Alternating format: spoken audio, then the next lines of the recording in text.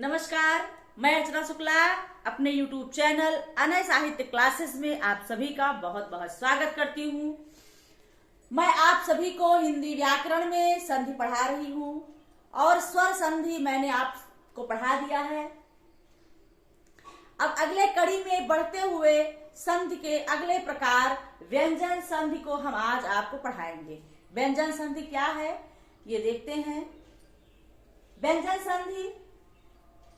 संधि परिभाषा। व्यंजन से स्वर अथवा व्यंजन के मेल से उत्पन्न विकार को व्यंजन संधि कहते हैं। स्वर और व्यंजन के मेल से जो विकार उत्पन्न होता है उसे व्यंजन संधि कहते हैं। क्या कहते हैं? व्यंजन संधि। व्यंजन से मतलब व्यंजनों से जो स्वर अथवा व्यंजन के मेल होता है, मेल से जो विकार उत्पन्न होता है, जो परिवर्तन होता है उनके प्रारूपों में, उसी को क्या कहते हैं? व्यंजन संधि कहते हैं। आइए देखते हैं इसका नंबर एक नियम। नंबर एक कि किन किन कंडीशन में व्यंजन संधि बनता है। तो उसमें पहला नियम है, नियम नंबर एक, यदि क च ट त प क च ट त प के बाद किसी वर्ग का तृतीय अथवा चतुर्थ वर्ग आए। तृतीय में का वर्ग में गा है, च वर्ग में जा है, ता वर्ग में दा है और ता वर्ग में डा है, पा वर्ग में बा है। यह है तृतीय वर्ग। और चतुर्थ वर्ग मतलब किसी भी वर्ग का क छ ट त प के बाद किसी भी वर्ग का, चाहे वो का वर्ग हो, चाहे च वर्ग हो, चाहे टा वर्ग हो, चाहे ता वर्ग हो या पा वर्ग हो, किसी भी वर्ग का तीसरा अथवा चौथा वर्ण आए तो कौन सा? तीसरा अथवा चौथा। ग घ, ज झ, ड ढ, द ध, ब भ, ये तीसरा और चौथा वर्ण है। आए या र ल व, या कोई स्वर आए तो कंडीशन कितने हैं? तीन। तीसरा और चौथा वर्ण आए अथवा या र ल व आए अथवा कोई स्वर आए, किसी भी प्रकार का हरा सुदीर्घ कोई भी स्वर आए तो इन कंडीशन में क च ट त प, क च ट त प के स्थान पर अपने ही वर्ग का तीसरा वर्ण हो जाता है। कौन सा हो जाता है? तीसरा वर्ण। कब? जब क च ट त प के स्थान पर उसी वर्ग का तीसरा अथवा चौथा वर्ण आए या र ल व आए या कोई स्वर आए तो क के स्थान पर गा हो जाएगा, च के स्थान पर जा हो जाएगा, ता के स्थान पर दा हो जाएगा, टा के स्थान पर डा हो जाएगा और पा के स्थान पर बा हो जाएगा। मतलब उसी ही वर्ग का कौन सा वर्ग होगा? तीसरा वर्ण हो जाएगा। ये क्या है? नियम नंबर एक के अनुसार। अब इसको संधि देखते हैं, संधि को मेल करके देखते हैं।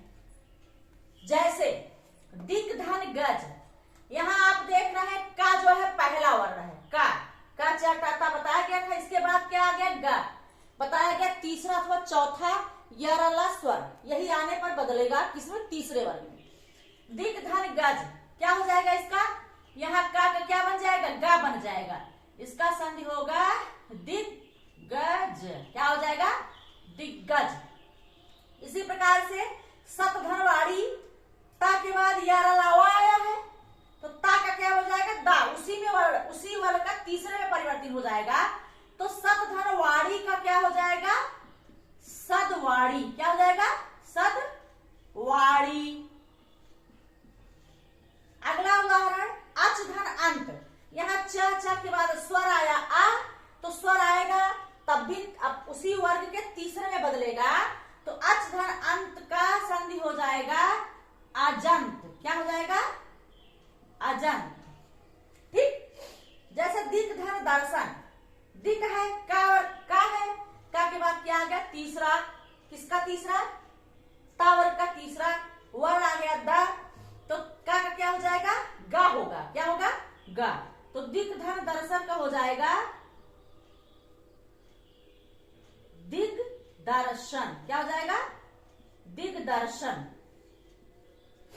अब उद्धन घाटन, क ख ग घ, यहाँ चौथा वर्ण आ गया ता के बाद। तो उद्धन घाटन के हो अगर आया है तो यहाँ ता का क्या हो जाएगा? दा हो जाएगा। ता वर्ग का तीसरा वर्ण हो जाएगा, तो इसका हो जाएगा संधि उद्घाटन। क्या हो जाएगा? उद्घाटन। मतलब ये जो वहां वर्ण रहेंगे क छ ट त प, वो उसी वर्ग के तीसरे वर्ण में बदल जाएगा। कब? जब किसी वर्ग का तीसरा वर्ण, चौथा वर्ण अथवा या ला वा अथवा कोई स्वर आएगा तब। जैसे खट धन दर्शन, ट है, यहाँ दा है, तीसरा वर्ण है, तो खट का क्या हो जाएगा? इसका तीसरा हो जाएगा। खट धन दर्शन का हो जाएगा खड दर्शन। ठीक। वाक धन जाल का है, का के बाद जा आया है तीसरा वर्ण, इसका क्या हो जाएगा? का गा हो जाएगा, उसका हो जाएगा वाग जाल। ठीक है। अगला है अपधन ईधन, पा के बाद स्वर आया है, ई आया है, पा का बा हो जाएगा, तीसरे बदल जाएगा, इसका हो जाएगा अब ईधन।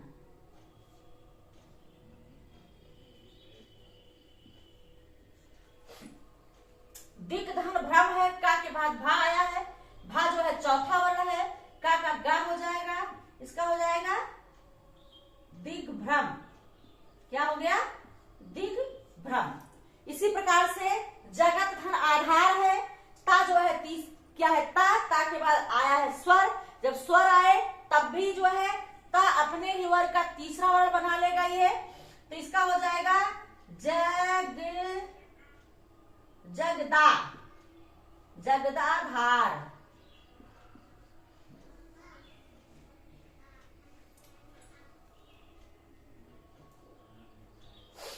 जगदाधार।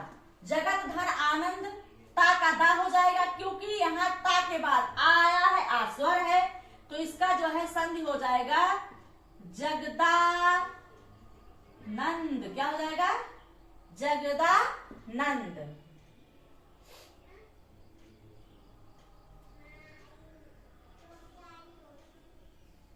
अच धन अंत, चा के बाद स्वर आया है इसमें भी, तो चा का तीसरा क्या हो जाएगा? च छ जा हो जाएगा, तो इसका हो जाएगा अजंत।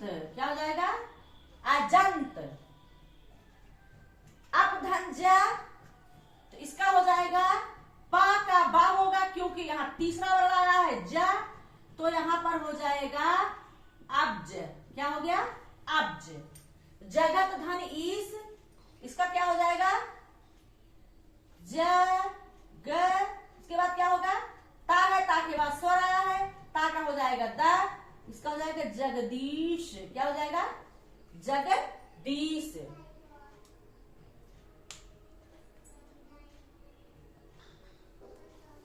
अपधन ईधन का हो जाएगा अभिधन। ठीक है।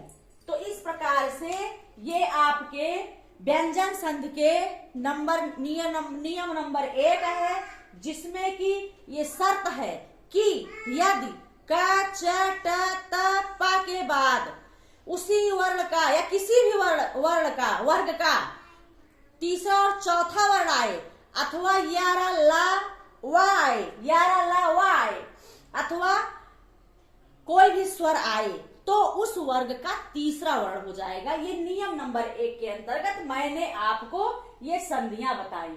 अगर मान लीजिए संधि ही आ गई, उसका विच्छेद करना है, मान लीजिए जैसे वाग जाल आ गया, वाग जाल, तब भी आपको यही नियम देखना है कि ये गा है, गा होगा तो यहाँ का रहा होगा, तो आपको संधि करना पड़ेगा कि वाक धन जाल।